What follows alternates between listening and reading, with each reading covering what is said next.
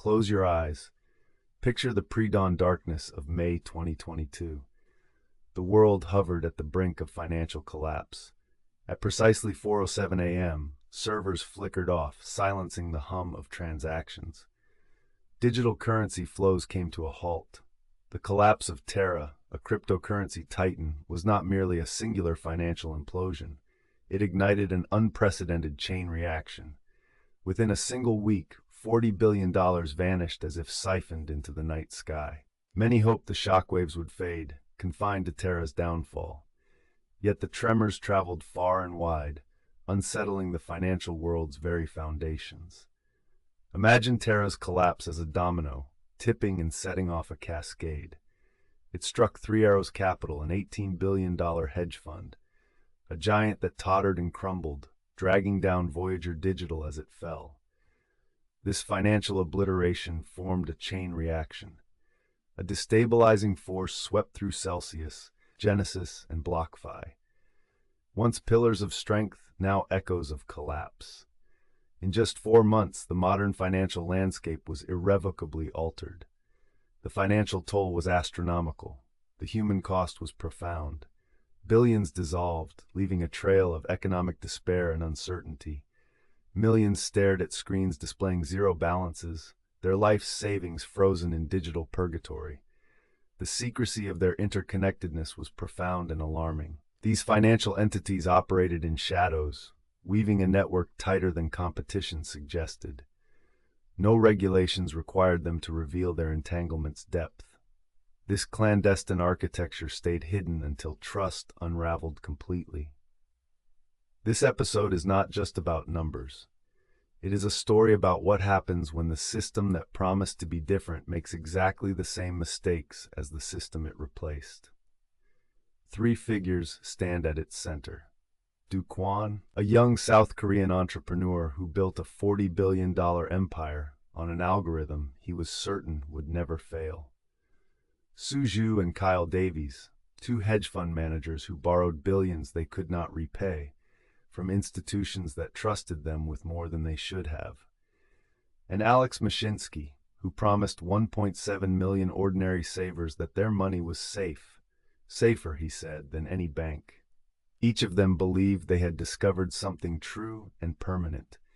Each of them was wrong in ways that would cost others everything. January 2018, 3 ventures in 3 different time zones.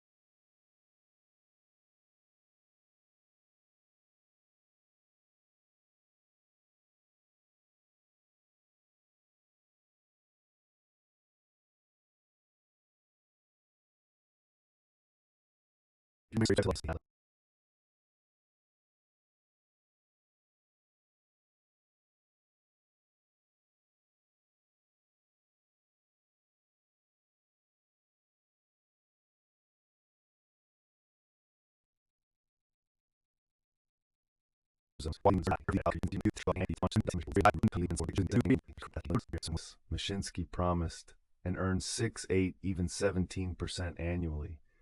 Borrow against your crypto at low rates, no fees, no minimums. The tagline was simple and deliberately provocative: unbank yourself. Mashinsky was omnipresent on social media, hosting weekly YouTube sessions called Ask Mashinsky Anything, where he projected the warmth of a trusted financial advisor. He positioned Celsius not as a risky startup, but as a safer alternative to the banks that had failed ordinary people in 2008. The year 2020 accelerated everything. The Federal Reserve cut interest rates to near zero in March, flooding the financial system with cheap money. Traditional savings vehicles became functionally useless. At the same time, Bitcoin began its ascent from $3,000, the COVID crash low, toward levels that would eventually surpass $60,000. In this environment, the promises made by Do Kwon, Three Arrows Capital, and Alex Mashinsky sounded not just plausible, but inevitable. Three architectures of collapse were being quietly constructed, each piece sliding into place. What they shared, though none would have admitted it, was a profound and common vulnerability. Each was built on the assumption that the conditions of the bull market were permanent. Each was vulnerable to exactly the conditions that ended it. Each had grown faster than its underlying strength could support. And each had, in its own way, made promises to ordinary people that it would be very difficult to keep when the direction of markets reversed. By the spring of 2021, the three entities had moved from promising to dominant. Terra's Luna token had grown into one of the most valuable assets in crypto, not primarily because of its payment rails in South Korea, though those were gaining adoption through a consumer app called Chai, but because of a product called Anchor Protocol. Launched in March 2021, Anchor was a lending platform built on the Terra blockchain. It offered depositors a fixed yield of 20% annually on UST, Terra's dollar-pegged stablecoin. 20%. In a world of near-zero interest rates, this figure stopped conversations. It circulated through DeFi forums, Telegram channels, and crypto Twitter threads as a kind of shorthand for the new world. You could earn 20% on a stablecoin, an asset that was supposed to hold its value at $1, without the volatility associated with Bitcoin or Ethereum. Depositors flooded in. By April 2022, Anchor held more than $14 billion in UST deposits. Do Kwon, by this point, was a crypto celebrity. Luna reached an all-time high of $119 in April 2022. The total market capitalization of the Terra ecosystem exceeded $40 billion. Kwon gave interviews wearing Supreme hoodies, announced a $3.5 billion Bitcoin reserve fund called the Luna Foundation Guard, and spoke of Terra's eventual dominance over the global stablecoin market. His followers, who called themselves lunatics, numbered in the millions. One April 2022 tweet read simply, "I'm going to delete this account." It was a joke about how far beyond criticism he had placed himself. He posted it the day Luna hit its all-time high. In hindsight, those words carried a different kind of weight. Three Arrows Capital's rise was quieter but equally dramatic. Suju articulated a thesis he called the supercycle, the idea that Bitcoin would never again retest previous cycle lows, that institutional adoption had permanently altered the market structure. The fund borrowed capital from Genesis, Voyager, BlockFi, Babel Finance, Nexo, and dozens of other lenders, often without pledging adequate collateral. By its peak, Three Arrows had concentrated bets across more than 100 crypto assets, with particularly large positions in Terra's Luna, Solana, and Avalanche. Its assets under management had grown to an estimated $18 billion. Zhu and Davies lived accordingly. They purchased properties in Singapore. They commissioned a yacht. They gave media interviews projecting the quiet certainty of people who had identified a pattern that others had missed. The supercycle thesis, whatever its merits, had made them very wealthy and very credible to the institutional lenders extending them credit. Celsius, meanwhile, had become a global destination for retail savers. By early 2022, the platform managed over $20 billion in assets across 1.7 million users. In weekly AMAs, Mashinsky reassured customers that their funds were safe, that Celsius earned yield through carefully managed institutional lending rather than speculation. The platform's CEL token was used to boost interest rates, creating additional incentive to hold assets on the platform. For retail investors watching from the outside, this was the peak of crypto's promise. Yields that traditional finance couldn't match. Assets appreciating faster than any prior market in history. The summer of 2021 had put Bitcoin on the balance sheets of MicroStrategy, Tesla, and El Salvador's national treasury. The bull run had created dozens of new billionaires. No one wanted to ask where the yield was actually coming from. The question felt unnecessary when the answer was always more. Anchor's 20% yield was, in its first months, partially subsidized by Terraform Labs itself. The protocol's reserves were being manually topped up whenever the yield dropped below the target rate. This was disclosed technically in documentation that almost no retail depositor read. The headline number, 20% on a stablecoin, was what circulated. The mechanism behind it was what mattered, and the mechanism was running out of time. There were people who were asking the questions. In late 2021, pseudonymous analysts on Twitter and in DeFi research forums published detailed breakdowns of Anchor protocol's mechanics. The analysis was blunt. 20% yield required either a continuous inflow of new depositors to fund the interest paid to existing ones, or a subsidy from Terraform Labs itself, which was, in fact, what was happening. The reserve fund set aside to maintain the yield had been depleted multiple times and required emergency top-ups from the company. This was not a sustainable protocol. It was a structure that required perpetual growth to remain stable. Duquan's response on Twitter was characteristically dismissive. He thanked critics for free marketing. When a hedge fund called Galois Capital began publicly warning about UST's vulnerability to a bank run, the lunatic community turned on them with contempt. When analysts published on-chain data showing large concentrations of UST deposits held by a small number of wallets, Quan shrugged it off. The mechanism behind UST's stability was circular in a way that mattered enormously under stress. To mint $1 of UST, a user burned $1 of Luna. To redeem $1 of UST, the protocol minted $1 of Luna. The peg was maintained through arbitrage. If UST fell below $1, traders could buy it cheaply and burn it to create new Luna at a profit, which should push UST back toward its peg. The problem was that this mechanism relied on Luna having stable value. If UST lost its peg and Luna simultaneously lost value, which they were designed to do in mirror image, the arbitrage trade generated more Luna supply, which reduced Luna's price, which made the arbitrage less attractive, which allowed UST to fall further. It was a spiral that had no floor. Quan's team was aware of this theoretical risk. They had funded the Luna Foundation Guard with $3.5 billion in Bitcoin as a backstop.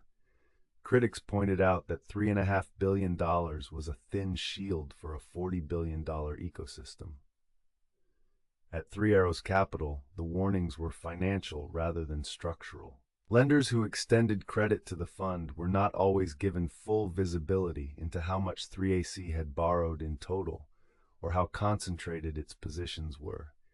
The firm borrowed from one institution to deploy into positions that would eventually benefit or harm another. The web of obligations was so complex that even sophisticated counterparties did not fully understand their exposure. Internal documents later revealed in bankruptcy proceedings showed that 3AC had borrowed over $3.5 billion from at least 27 lending firms. The fund had pledged assets as collateral, but in some cases, the same assets appeared to have been pledged to multiple lenders. When Zhu and Davies spoke publicly, they projected serenity. In May 2022, just days before the Terra collapse, Zhu tweeted that he remained fully committed to working through any market volatility. At Celsius, the gap between marketing and reality was perhaps the most consequential of all. Mashinsky repeatedly told customers and interviewers that Celsius was conservative, that it avoided speculation, that customer funds were safer with Celsius than in a bank. What internal records would later show was different. Celsius had deployed customer funds into DeFi protocols, carrying significant smart contract. It had made large loans to Three Arrows Capital and other over-leveraged funds without adequate collateral. It had used customer deposits to purchase its own CEL token on open markets, a practice that artificially supported the token's price and from which Mashinsky personally benefited. And it had accepted a level of risk in its lending book that, if applied to a licensed bank, would have drawn immediate regulatory intervention. The music was playing, the floor was full, and none of the three had installed emergency exits. Perhaps the most striking aspect of this period, viewed from the outside afterward, was how visible the warning signs had been. They were published on-chain, in public forums, in detailed research threads that received tens of thousands of views. The analysts who raised them were not obscure. They were respected members of the crypto community with verified track records. They were simply outnumbered and outmarketed by the forces telling people what they wanted to hear. In retrospect, the silence of the institutions that knew better, the lenders, the VCs, the platform operators, was the loudest warning of all. May 7, 2022. First signs were subtle. On-chain data showed unusually large withdrawals from Anchor Protocol, the 20% yield engine at the heart of the Terra ecosystem. Over the course of a few hours, approximately $2 billion in UST was pulled. The source of the withdrawals was unclear. Some attributed it to a large institutional investor liquidating a position. Others, studying the on-chain footprints, suspected coordinated selling intended to destabilize the peg. The effect was immediate and mechanical. As UST was sold on open exchanges, its price began to drift below $1. Not far, 99 cents, 97 cents, but enough to trigger the arbitrage mechanism. Users began flooding the market with new Luna supply. Luna's price began to drop. The Luna Foundation Guard moved to defend the peg. Over the coming days, the LFG deployed its Bitcoin reserves, buying UST with Bitcoin to absorb the sell pressure. Do Kwon appeared on Twitter with characteristic composure, deploying more capital. Steady, lads. He promised the reserves were sufficient. He insisted the system would hold.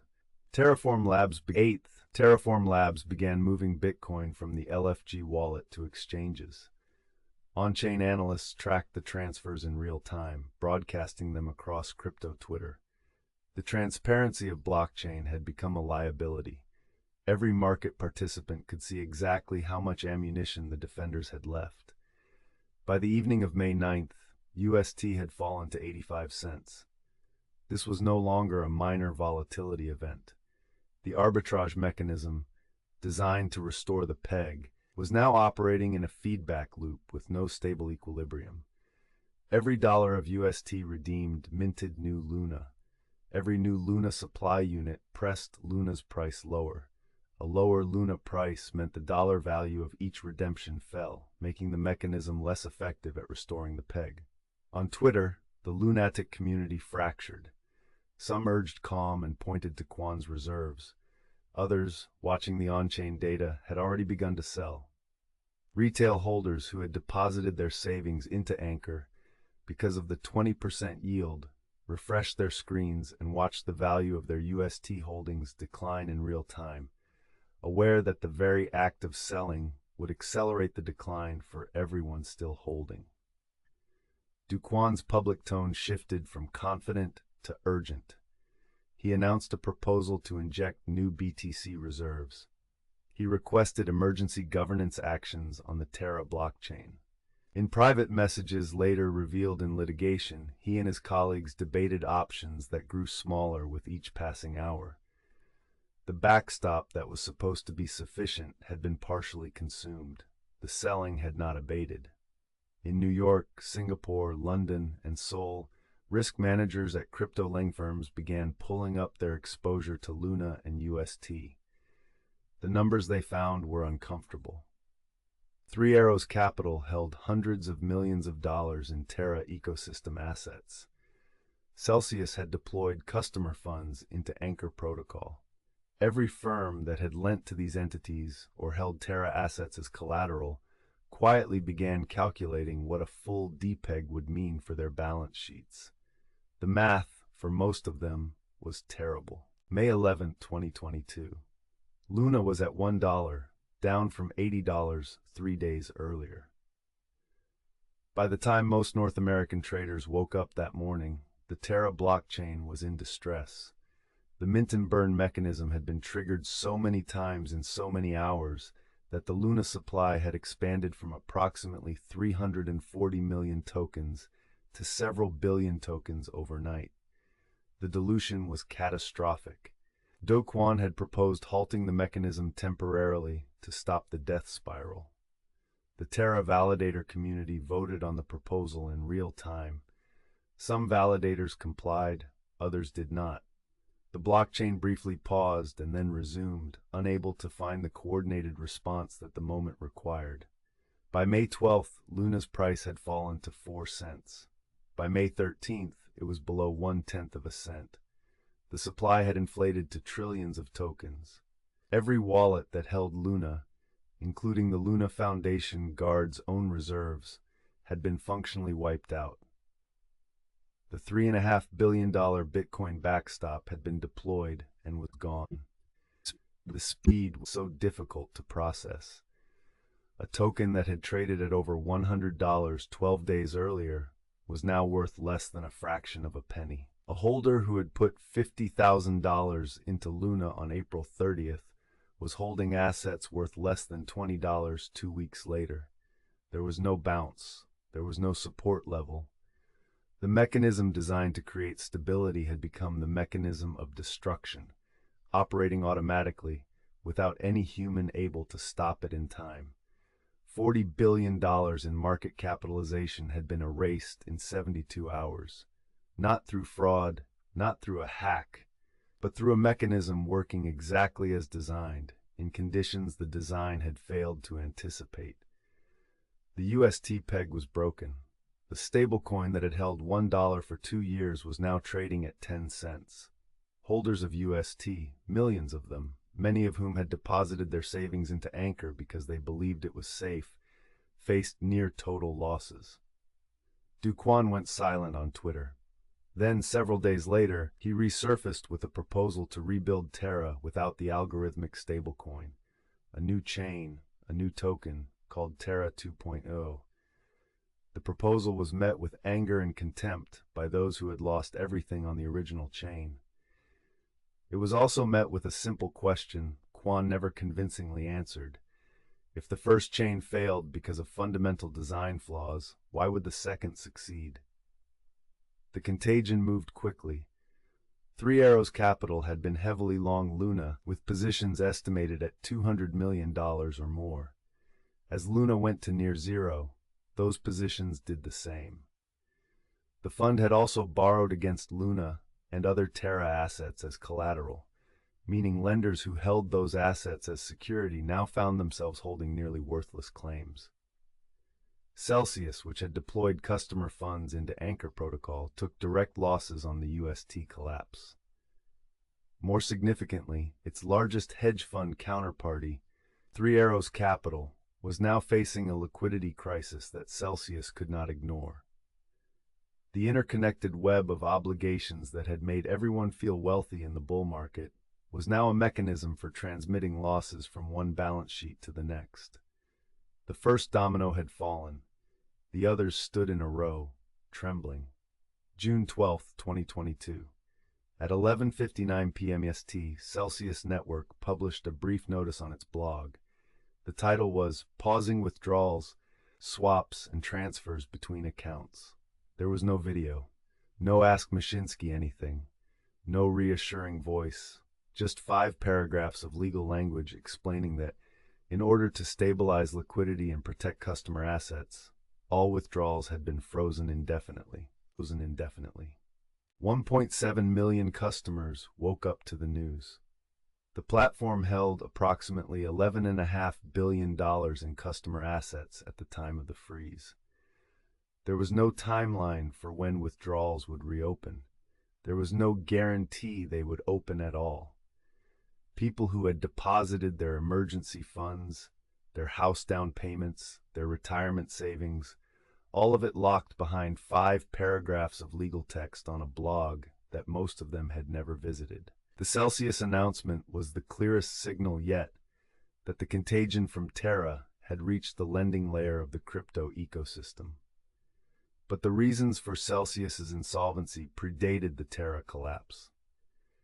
Internal documents later revealed in bankruptcy proceedings showed that Celsius had been operationally fragile for months.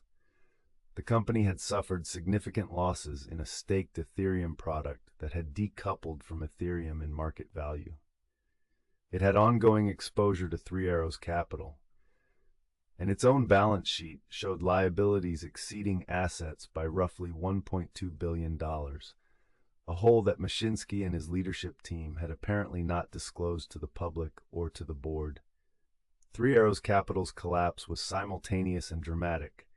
By June, the fund had missed margin calls from multiple lenders. Genesis, which had loaned $2.5 billion to 3AC, demanded repayment. Voyager Digital, which had loaned $650 million, disclosed its exposure to investors on June 16th, sending its stock down more than 30% in a single session. Suju and Kyle Davies were unreachable. Text messages to their phones went unanswered. Creditors who called the Three Arrows offices in Singapore found them empty. On June 27, 2022, a court in the British Virgin Islands ordered Three Arrows Capital into liquidation. Liquidators appointed by the court reported that the founders had not cooperated and that a significant portion of the fund's assets could not be located. Voyager Digital filed for Chapter 11 bankruptcy on July 5th. It cited Three Arrows Capital's default as the primary cause. Voyager had marketed its accounts with language suggesting customers were protected by FDIC insurance, a claim the Federal Deposit Insurance Corporation publicly disputed, noting that FDIC coverage applied to cash held in partner banks, not to crypto assets held on the platform. BlockFi, a crypto lending platform that had received a $250 million credit line from FTX as a rescue measure, survived for several more months. Then FTX collapsed in November 2022, and BlockFi filed for bankruptcy 2 weeks later. By the end of summer 2022, the institutional lending layer of the crypto market had been functionally destroyed. Companies that had managed a combined peak of over $80 billion in customer assets were in bankruptcy, in liquidation, or operating under extreme duress. The individuals whose savings had funded those balance sheets had no recourse, no timeline, and no certainty about how much, if anything, they would recover. The creditor claims filed in bankruptcy courts made for extraordinary reading. Ordinary people, teachers, nurses, small business owners, retirees, listed amounts ranging from a few $100s to life savings of hundreds of thousands, all locked inside platforms that had promised them safety. Each claim was a story the court filings could not fully tell. The spreadsheets recorded dollar amounts. They did not record the years of work those dollars represented, or the plans that had been made around them. The music had stopped. The exits, it turned out, had been locked from the inside. The scale of what had happened took weeks to fully register. From Terra's collapse in May through the cascade of bankruptcies in July, over $100 billion in measurable losses had been recorded across the crypto ecosystem. When measured against Bitcoin and Ethereum's total market capitalization decline from their November 2021 peaks, the figure approached $2 trillion. It was the largest destruction of financial value in crypto history, exceeding even the bear market of 2018. Congressional hearings began almost immediately. The Senate Banking Committee convened sessions in June and July to examine the collapse of the stablecoin market and the failures of crypto lending platforms. Senators who had previously seemed uncertain about crypto regulation suddenly had very clear opinions. The recurring question, who had known what and when, proved difficult to answer in a sector that had deliberately organized itself to avoid the transparency requirements governing traditional finance. The crypto industry itself began a visible reckoning. Coinbase, the most prominent publicly traded crypto exchange in the United States, laid off approximately 18% of its global workforce in June 2022, over 1,100 employees. The announcement letter from CEO Brian Armstrong stated plainly that the company had grown too quickly during the bull market and needed to cut for a potential crypto winter that could last for an extended period. For a brief moment, FTX appeared to be the stability the industry needed. Sam Bankman-Fried's exchange extended credit lines to BlockFi. It was positioned as a potential acquirer for Voyager's assets. Bankman-Fried gave media interviews projecting confidence and stability, suggesting FTX had the resources to backstop any credible player that deserved saving. He appeared on the covers of financial magazines. His public image was constructed around the idea that he was different, a regulator-friendly, altruistically motivated actor in an industry full of bad behavior. In November 2022, a CoinDesk article revealed that Alameda Research, FTX's affiliated trading firm, held most of its assets in FTT tokens issued by FTX itself. Within days, Binance CEO Changpeng Zhao announced Binance would liquidate its FTT holdings. A bank run began. FTX froze withdrawals. On November 11, 2022, FTX filed for bankruptcy, with an estimated $8 billion hole in its balance sheet. BlockFi filed 2 weeks later. The rescuer had been more deeply compromised than the institutions it had attempted to rescue.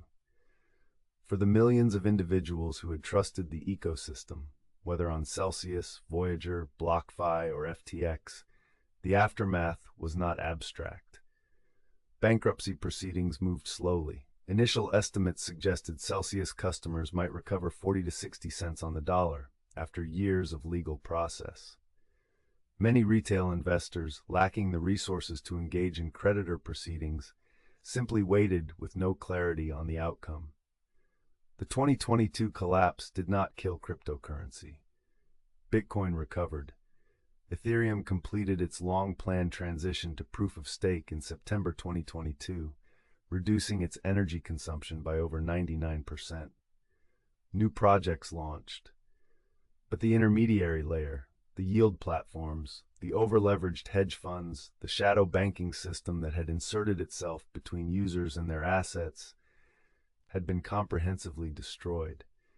What remained was more honest about what it was and what it was not. The legal reckoning began slowly, then accelerated. Do Kwon had left South Korea in September 2022, months before an arrest warrant was issued. South Korean prosecutors, investigating the Terra collapse for alleged violations of capital markets law, circulated his passport details to Interpol. The U.S. Department of Justice convened a grand jury. In November 2022, a South Korean court issued arrest warrants for Kwon and for Terraform Labs CFO Han Chang-jun.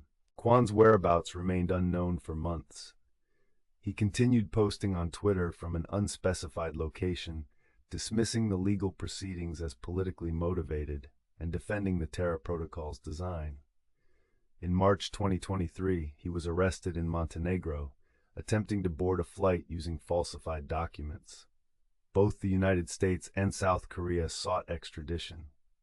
In February 2024, a U.S. jury found that Quan and Terraform Labs had committed fraud against investors, that UST's PEG had been secretly maintained on at least one prior occasion through a deal with an external market maker, rather than through the algorithm alone, without public disclosure.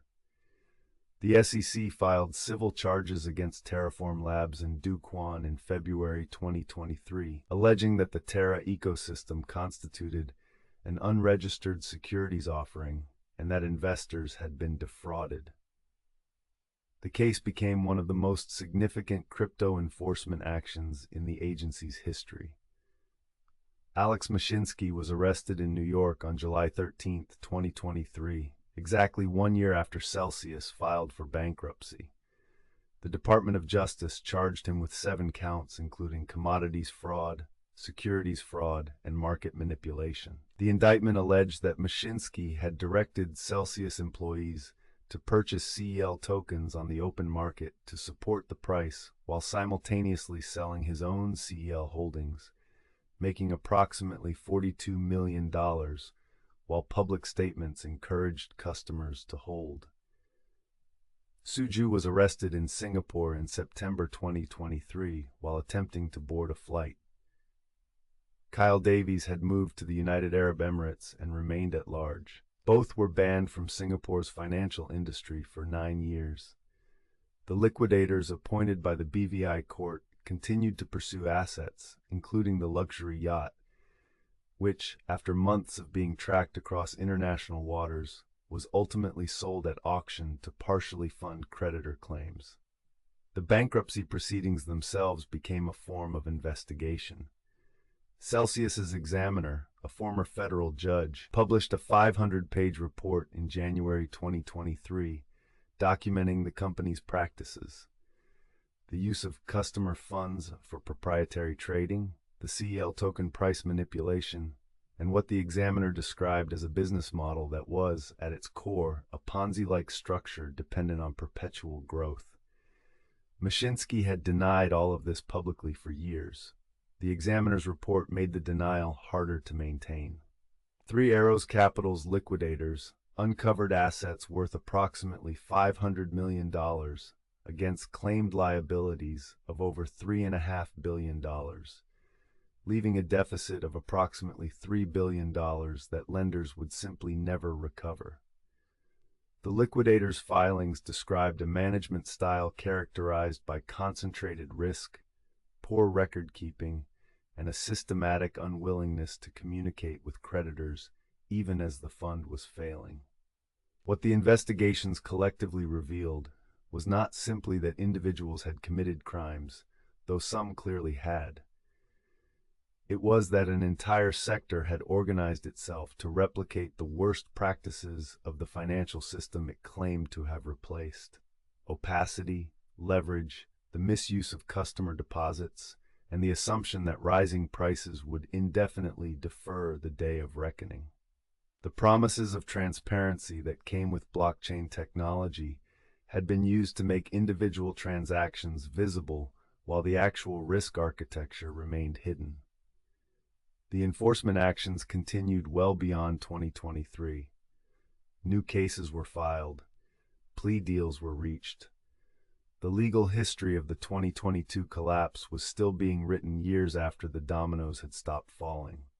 But the essential story had been told, not in courtrooms, but in the data that the blockchain had preserved immutably from the moment the first domino moved. In the summer of 2022, as the last dominoes fell, the implications of what had transpired began to take shape. Terra's collapse in May had been the first crack. Three Arrows Capital followed, then Celsius, then Voyager. Each failure fed the next, exposing the hidden connections beneath a market that had convinced itself it was unbreakable. It wasn't merely about finances. It was a matter of trust that reached into the foundations of an entire ecosystem. By July 2022, the U.S. Senate Banking Committee was examining the wreckage. Senators including Sherrod Brown and Pat Toomey sought answers about a market with almost no regulatory guardrails. The hearings became a forensic examination of a sector that had grown to $3 trillion in market capitalization at its peak, and had done so almost entirely in the dark. At Celsius, the crisis centered on Alex Mashinsky. The CEO had spent years promoting Celsius as a safer alternative to banks, promising yields of up to 17% on customer deposits.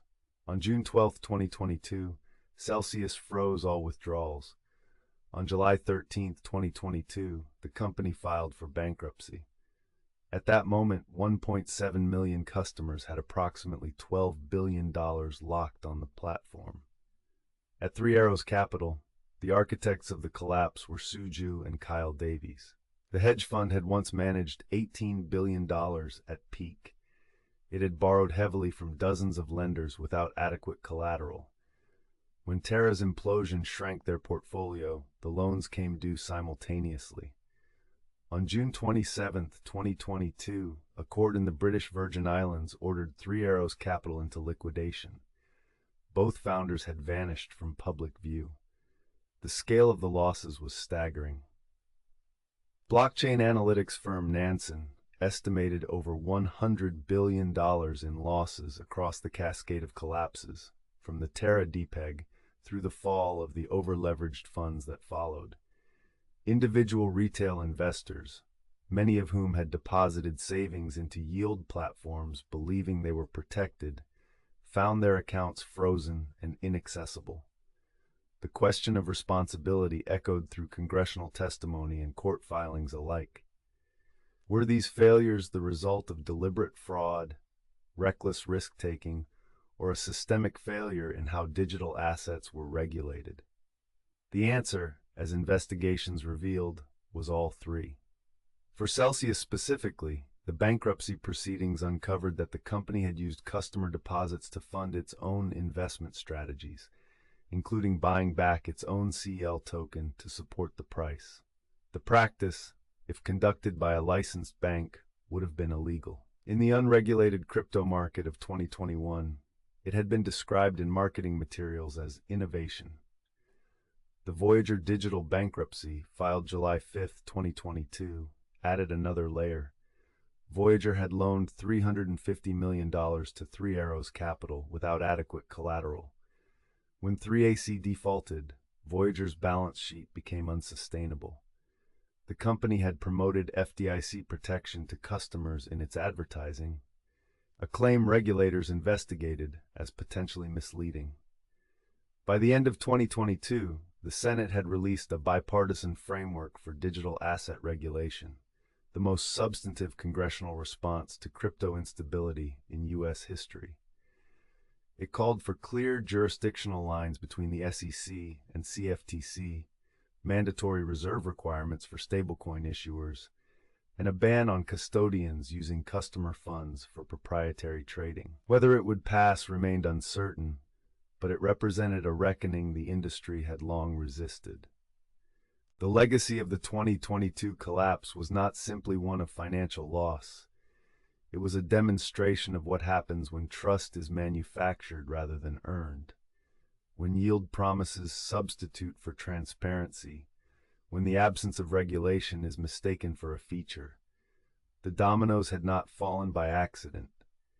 Each one had been placed by people who assumed the music would never stop. From venture capital boardrooms to small investor accounts, the questions raised by 2022 lingered well beyond the year itself. What does a financial institution owe to the people who entrust it with their savings? What does oversight mean in a world where code substitutes for contract? Is decentralization a genuine revolution or a mechanism for removing accountability from the system entirely? Those questions had no easy answers.